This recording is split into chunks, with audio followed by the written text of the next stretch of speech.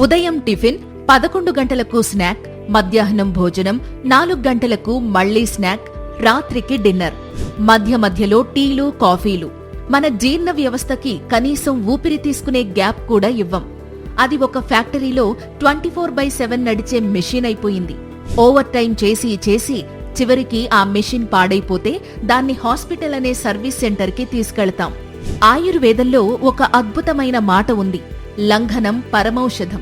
అంటే ఉపవాసం లేదా తేలికపాటి ఆహారం తీసుకోవడమే అన్నింటికన్నా గొప్ప ఔషధం. లంఘనం అంటే రోజుల తరబడి పస్తులుండడం కాదు, మన శరీరానికి విశ్రాంతినివ్వడం, మీ జీర్ణ వ్యవస్థ మీద భారం తగ్గించడం. మనం రోజూ తింటూనే ఉన్నప్పుడు మన శరీర శక్తి అంతా ఆ ఆహారాన్ని అరిగించడానికే సరిపోతుంది.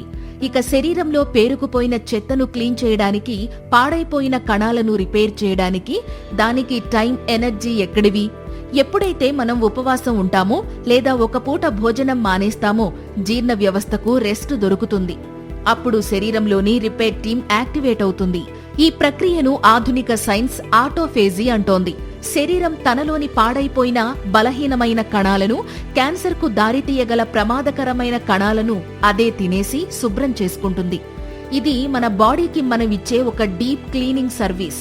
వారానికి ఒక్క రోజైనా లేదా కనీసం ఒక పూటైనా భోజనం మానేసి కేవలం గోరువెచ్చని నీళ్లు తాగండి, లేదా తేలికపాటి సూప్ లాంటివి తీసుకోండి. మీ బాడీలోని రిపేర్ మెకానిజం తన పని తాను చేసుకుంటుంది. కొన్నిసార్లు ఏమీ చెయ్యకపోవడమే మనం చెయ్యగల అత్యంత గొప్ప పని.